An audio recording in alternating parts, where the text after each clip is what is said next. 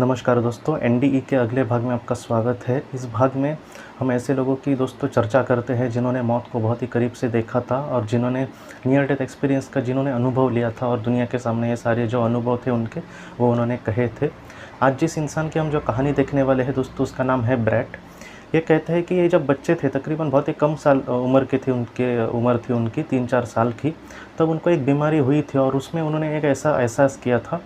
वो हमसे ये कहते हैं कि पहले तो वो मूर्छित हो गए और उसके बाद उनके साथ क्या हुआ उनको पता नहीं, लेकिन बाद में अचानक उन्होंने ये देखा कि एक बहुत ही बड़े से हॉल में, एक बहुत ही बड़ा हॉल, उसमें वो गए थे और उस हॉल में वो अकेले ही चल रहे थे और उनके साथ उनका शरीर जो था वो नहीं था ऐसे वक्त में, लेकिन फिर भी वो कह रहे थे कि मुझे ज़रा भी डर नहीं लग रहा था।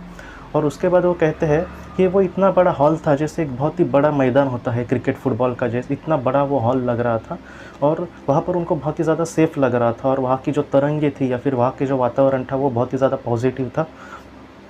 और इसके बाद उन्होंने ये कहा कि उनके सामने एक अलग ही मूर्ति मतलब उभर पड़ी या फिर एक प्रकट हो गई और उस मूर्ति ने या फिर वो कहते हैं कि उस इंसान के कुछ भाव ऐसे थे कि बहुत ही प्यार भरे। उस इंसान के बारे में उन्होंने कहा है कि उनकी आंखों में माता और पिता दोनों का हमें प्यार दिख सकता है और एक ऐसा इंसान जो हमारी सारी जिम्मेदारी, हमारी पूरी जीवन की जिम्मेदारी ही नहीं बल्कि हमारे आत्मा के जीवन की दोस्तों जिम्मेदारी वो भाव ले सकता है या फिर वो इंसान ले सकता है, ऐसे कुछ उसके भाव थे। उस इंसान ने इस लड़के के कंधे पर दोस्तों हाथ रखा और कहा कि तुम्हारी अब तक जीवन की जो मतलब रेखा है वो अब तक ख़त्म नहीं हुई, पृथ्वी पर जो तुम्हारा जीवन है वो अभी भी शेष है, इस वजह से तुम यहाँ पर ज़्यादा देर नहीं रह सकते। ब्रैड हमसे ये कहते हैं दोस्तों कि उनको इन सारी चीज़ों से बहुत ही अजब लगा या फिर वो ऐसी स्थिति में थे जहाँ पर मतलब एक क्षण में अगर हमारे साथ ऐसी चीज़ें हो जाए तो हम मतलब सोचते ही रह जाएंगे और हमें कुछ भी कहना नहीं आएगा। वैसे ही हुआ उनके साथ और वो हमसे ये कहते हैं कि उनको कुछ भी समझ नहीं आ रहा था इन सारी चीज़ों से। वो समझना चाहते थे कि उनके साथ ये सारी चीज़ें क्या हो रही है या फिर उनके सामने जो इंसान है वो आखिर कौन है। वो हमसे ये कहते हैं कि पहले वो चर्च जाते थे या फिर बाइबल में या फिर ईश्वर में, कैथोलिक जो धर्म है उसमें उनको बहुत ही ज़्यादा रुचि थी या फिर बहुत ही विश्वास था उनका।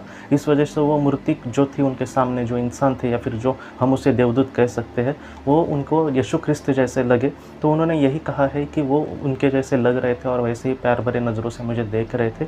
इस वजह से उनकी भगवान को लेकर जो श्रद्धा थी वो और भी ज़्यादा दृढ़ हो गई और उनका ज़्यादा और विश्वास बढ़ गया कि हाँ, ईश्वर हमेशा मेरे साथ है।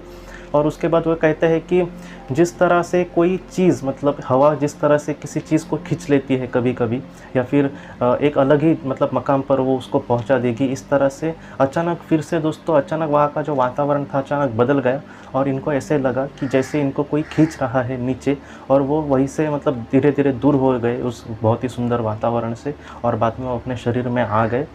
जब वो छोटे थे दोस्तों, अपने माता पिता को उन्होंने सारी ये बातें कही और माता पिता ने बाद में ये धीरे धीरे बातें, क्योंकि ऐसी जो बातें हैं वो फटक से कोई उस पर विश्वास नहीं कर पाता। फिर उन्होंने ये बातें जिस चर्च में जाते थे वहाँ के फादर ने कही, तो ये फादर ने बातें उनको मतलब सारी समझा कर कही कि ये शायद वैसे हो सकता है, ईश्वर ने उनको इस तरह से दर्शन दिया है। तो ये सारी बातें उस तरह से दोस्तों सामने आई।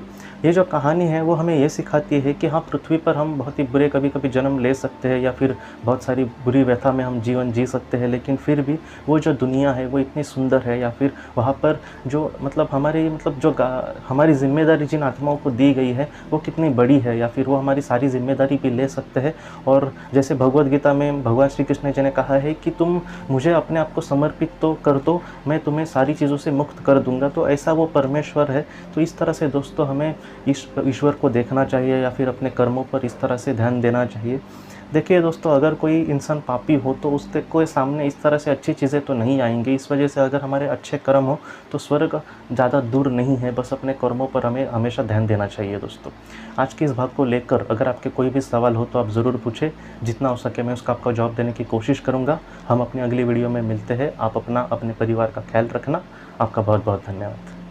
ज़िंदगी की रोशनी ये संस्था ऐसे लोगों के लिए काम करती है जिन्होंने किसी अपने को खोया है या फिर जो लोग अपनी ज़िंदगी में बहुत ही ज़्यादा दुखी है। जो लोग इस संस्था से जुड़ते हैं उनको तकरीबन 50 किताबें भेजी जाएगी उनके व्हाट्सएप पर या फिर ईमेल पर। ये किताबें आत्मलोक या फिर मौत के बाद हमारे साथ क्या होता है, इन सारी चीज़ों की आपको पूरी तरह से जानकारी देगी। और इसके साथ साथ आपको एक पास्ट लाइफ रिग्रेशन थेरेपी की ऑडियो भी भेजी जाएगी। इस ऑडियो की मदद से आप घर बैठे अपनी पास्ट लाइफ रिग्रेशन करने की कोशिश कर सकते हो। बहुत लोग पास्ट लाइफ रिग्रेशन थेरेपिस्ट के पास किसी कारण के वश नहीं जा सकते, तो ऐसे लोगों के लिए मदद के लिए ये ऑडियो तैयार की गई है। तो आप ज़रूर इस संस्था से जुड़े। इस संस्था से जुड़ने के लिए सामने जो व्हाट्सएप का नंबर दिया है, आप कृपया उस पर संपर्क करें। आपका बहुत बहुत शुक्रिया।